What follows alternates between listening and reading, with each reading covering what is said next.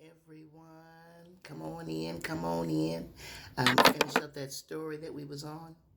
Wanted to say, I'm so thankful that you guys are here, and thank you for subscribing and following me. I appreciate it so much. I kind of the video thing wasn't working right the other night, or maybe it was just me, and I'm trying to get used to how I do this thing, and but the story ended as me being at the facility opportunities.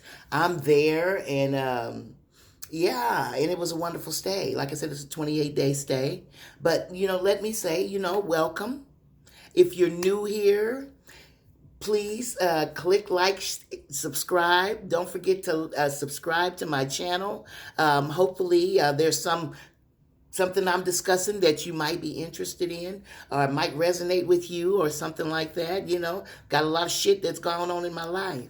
But wanted to say welcome. Thank you for coming and showing up. Hey, grab you something to snack on, get you something to drink. Hey, it's one of those nights, but I'm not going to be long. Took a long time for me to download the video earlier, and then it messed up and stuff too. So I'm just going to take my time. I'm not going to be bouncing off no walls, but glad y'all are here. Yes, I am.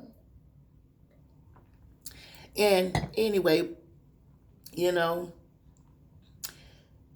I'm just saying, the things I've been through in that place I went to, opportunities in Watanga, Oklahoma. The trip down there was amazing.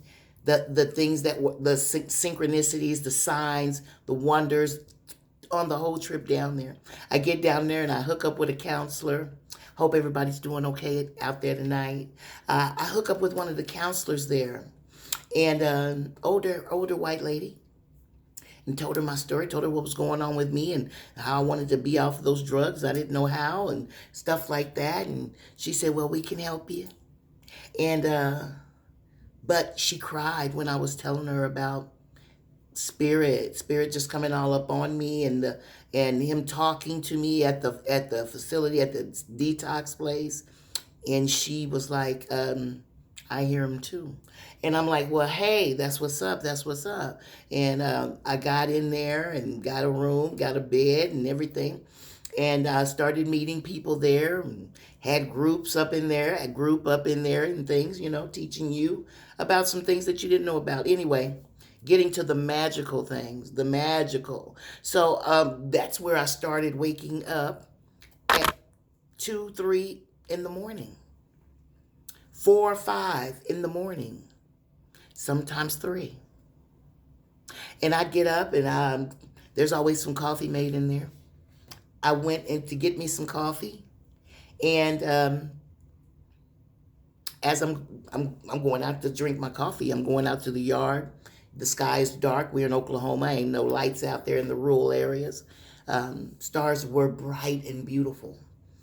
And a voice just clear as I'm sitting here talking to you said, everything is going to be okay. And I look up at the sky. Now, just listen to me. Work with me now. I look up at the night sky, and a flash of Jesus with a staff by a pond. And I'm like, man, and I'm looking over my shoulder to see if anybody is watching me and looking at me. I'm out there feeling some kind of way, feeling peculiar and shit. And I was like, can you kind of quiet down a little bit? People they're watching me. And he laughed. And this is some real shit. I ain't just making this shit up just for fun. I'm not. Now, I've been in church all my life. I've been in church. But at that time, I was drugging it, hitting and missing church. My children were young.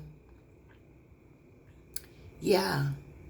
And so I'm there at this place, and it was just like heaven sent. The yard was beautiful. The flowers, the trees, the acres you could see. It was just so beautiful. I'm out there in the midnight hour talking to the sky, talking to spirit, talking to me. I could hear him just as audibly. talking to me. And I'm looking over my shoulder every time. I snickered a little bit. He snickered. I'm saying he. I'm saying spirit. Because wasn't nobody there. Yeah, was I feeling some type of way? I was feeling really very weird. I was feeling some type of way. So I drank my coffee and I went back looking at everybody and seeing if anybody was watching me and feeling some kind of way. Went into my room, got back in my bed at 4 in the morning, whatever time I was up. It was usually 4. I got back in the bed and I laid there and thought about what had taken place. And wow, mind blowing to me how God loved me so. I didn't know this at the time. I wasn't even associated with God. I just know some things was going on in me I didn't know. I really didn't. Yeah. But to make this story a little shorter, I'm not going to drag it on like I did last night. To make this story a little shorter, where I was attending the classes, and this young lady, she didn't like me for some reason. She did not like me, white girl. She didn't like me. And because I was talkative, I was so pleasant, and she didn't care. But I think me and her had hooked up on the street up in the city. I think we had a conversation like that we had met in the city on one of our binges or whatever we did, you know. And so, like I said, I think she got upset because as soon as I got there, I'm in the kitchen. I'm in there assisting. I'm doing whatever they needed. And they just gave me the title of head chef. Not chef, head chef, but head cook in the kitchen at this rehab. And this girl, she was already in there. She probably was upset about that. But anyway, it goes on. Me and her, we bumped heads in the kitchen a few times. I was only there for a week. It's a 28-day thing. And yeah, she was kind of smart, mouth to me and everything. And I was trying to do good. I was trying to do right. So yeah, God was in the thing at the time. So I was trying to, do the best I could to keep my head afloat from where I was at, okay? And she would look at me and make smart remarks and shit like that. And anyway, and I'm a hummer. I hum. I'm a hummer. I hum. And she didn't like that, reported me or whatever you call it. She told them that I was distracting her and it was like a trigger or something for her, whatever it might have been. I'm not for sure. Wait a minute, y'all. Let me turn this air on. Hold on one second.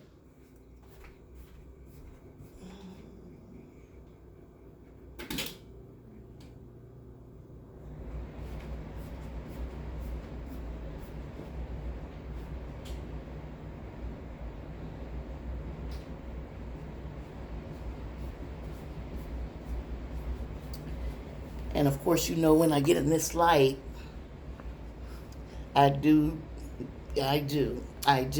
So,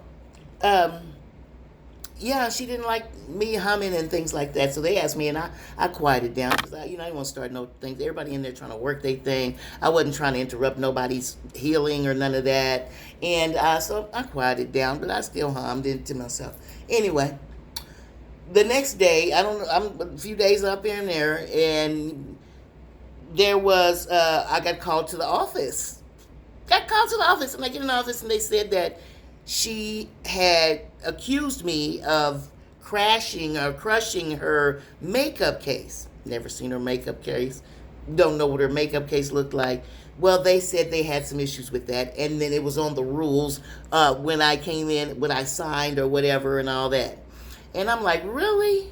They said, so you're going to have to go. This was 10 o'clock at night. Now, I've jumped around to a lot of little things in here I'm speaking about, but I'm trying to get to the goodie of it. Anyway, I'm down in Watanga. I lived in the city. I didn't have any car. I didn't have any way to get back there. One of the counselors, and this was a God move, offered to take me back. A black man. He was married. And he called his wife in front of me, and she said, yeah, They were counselors. Take her back. Take her to the city. 70-mile drive. I was so thankful, so grateful, so blessed. He said, well, I can't just take you from here. He says, meet me up the street at the Loves, and I had a big old black duffel bag full of stuff. I had my backpack full of stuff, and I was humiliated because I didn't do that. I didn't fuck with her shit. I didn't do that. But anyway, I go up to the Loves, wait for this guy. Anyway, some peculiar circumstances happened there. Now, this might not sound all magical, but this was when the veil was lifted and things were happening in my life that weren't usually happening. Yeah. And so I'm waiting for God to come get me, the counselor guy. And as I'm standing there, and now I was a crack addict, okay? Now I'm trying to leave that shit alone, you know. At that time I was, and I did. But at that time, I'm in rehab. I'm trying to go, be a better me. This car full of people pull up. And I heard somebody say, there she is. Now, I don't know nobody in Watanga. I don't know nobody. They said, there she is. They ran up on me. They didn't get up out the car. The car pulled up in front of me and said, hey, you got that? And I'm like, what? Got what? I said, I ain't got what you're looking for. They said, that's not her. And then they drove off. But they was creeping down the street. By that time, a police pulled up at the Love's filling the gas station, looked over at me. He says, are they bothering you? And I'm like, no. And he looks down at my bags and stuff. He says, do you need any help? I said, no. He says, are you hungry or thirsty? I said, no. I said, I'm waiting for someone from the place down the street, Opportunities, to come pick me up. And there was an altercation or a situation, and I had to leave the place kind of just like that. He says, oh, okay. He said, if you sure you don't need anything? I said, I don't need anything. That was a godsend too. That was a godsend. That he pulled up just as soon as them people in the car, about 4 or 5 guys, a couple of white guys, a couple of black guys. And I'm out there. It's like 11 o'clock at night. Strange place. I don't know where I'm at. Even though he was a police officer, he checked on me. And I know that was God. And I was so thankful. I know Spirit was there, okay? So then anyway, I get on to the city, and life just took off for me at that time. I'm so bright, my hair grew, and it was just magical, very magical. I get there to the city. My mom lives there in the city. My daughter lives there in the city. And at that time, so they wasn't little kids. My daughter was grown and married then. I'm trying to backtrack and give y'all some information about what happened. Yeah, so I get to the city at 2 o'clock in the morning, 3 o'clock in the morning, knocking on my daughter's door. She let me in. And she said, Mama, what you doing here? I'm like, hey, girl, let me tell you what I'm doing here. But anyway, I got it up in there, and but that was my first inkling of something's going on with me. That was my first inkling of things are changing. And it's me. I'm changing. It was mind-blowing for me. I'd never experienced anything like that. I'm always curious. I'm always wanting something different to happen because life was getting so mundane. But yeah, that was one incident that happened. Yeah. Yeah, and signs and synchronicities have been following me all of my life. I just now learned that that's what they were a few years ago. I just learned that that's what they were. Signs and synchronicities. Even the Bible says there will be signs, and I don't know about synchronicities in the Bible, but they said there will be signs and wonders. And I'm experiencing that. I'm so awake now that I know what is going on.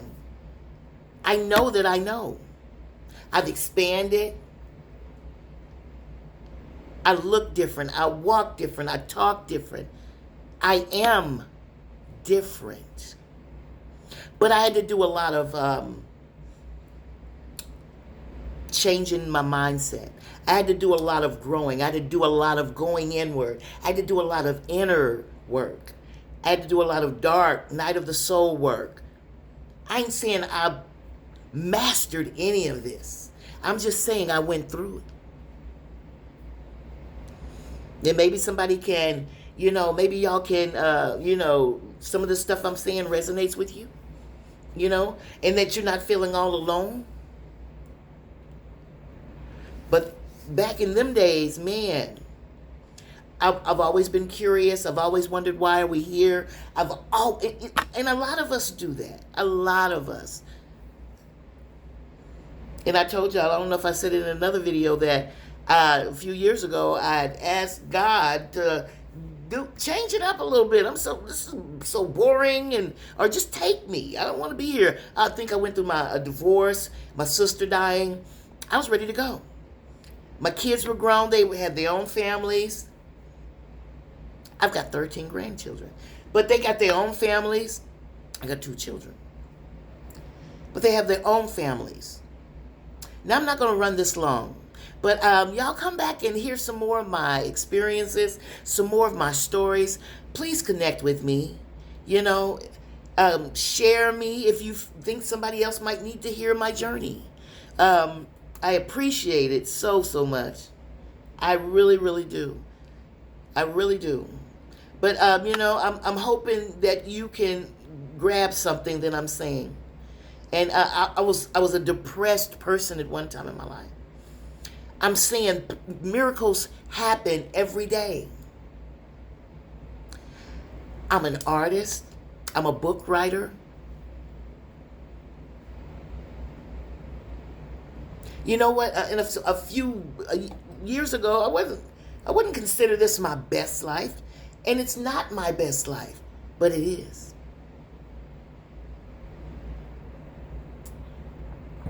I'm loving on me. I'm dedicated to me. For a long time, I was a people pleaser. I wanted everybody to be happy. And I wasn't thinking about me. I wasn't focused on me. I was married. I was married for 10 years. It didn't work out. But I gave that marriage 150. Hey, I am not perfect at all. But just saying that things change. Things can change.